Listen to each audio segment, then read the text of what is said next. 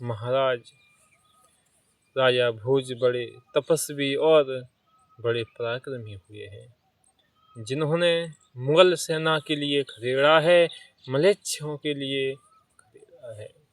मलेच्छ शब्द मुगलों के लिए प्रयोग किया गया है शास्त्रों में, जिन्होंने मुगल सेनाओं से हिंदुओं की रक्षा की है, जो अत्याचार हो रहे थे प्रजा पर, मुगलों के लिए काटे हैं।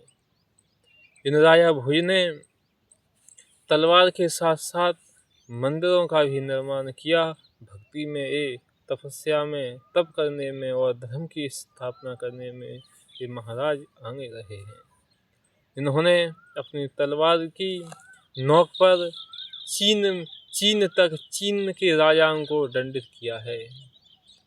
चीन के राजाओं को इतिहास उठा के देखो, चीन के जो राजा सम्राट थे, अपनी सेना से दिग्विजय घोड़ा से और 3 लाख सेना के साथ 10,000 सैनिक के साथ ही चीन देश पर चढ़ाई की थी, जिन्होंने चीन के राजाओं को अपने अधीन किया और उन पर कर वसूला। ऐसे महापराक्रमी राजा भोज हुए। ये राजा भोज परमार वंश से आते हैं। इनका इतिहास पुराणों में वर्णन है। अन्य जाति भले इनके लिए अपना बना ले, लेकिन इतिहास नहीं बदला जा सकता। इतिहास में कुछ राजा भोज नाम के अनेक राजा उपाधि के रूप में हुए हैं, लेकिन जो राजा परमार थे, उन्होंने अपना परचम चीन देश तक लहराया। साथ साथ इन्होंने पड़ोसी के जो देश थे उनको अपने बंधन में लिया है। इसके बाद इन्होंने महादेव की स्तुति की थी। जो जाना पुरानी बात नहीं है, आज की ही बात है। आज से कुछ समय बाद कलयुग की ही बात है, प्रथम चरण की बात है।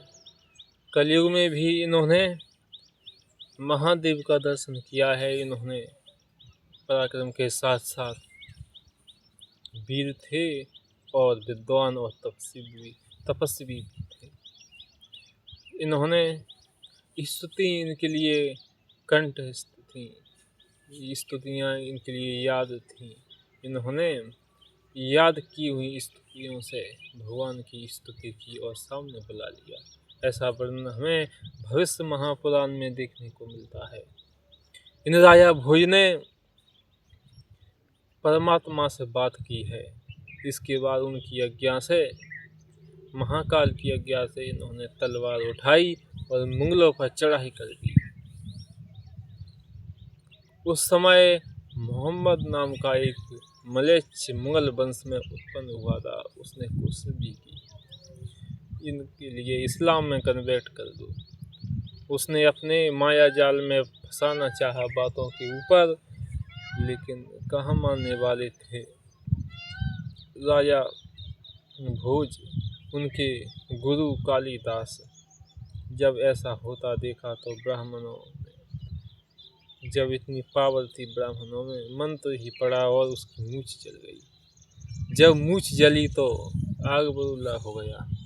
उसने कहा कि आज से जो मेरे वंश के हैं उन्हें मुगल कहेंगे, और जो मेरी मूंछ मंत्र के द्वारा जलाई गई है, आज से सब समाज ऊपर से मूंछ नहीं रखाएगा।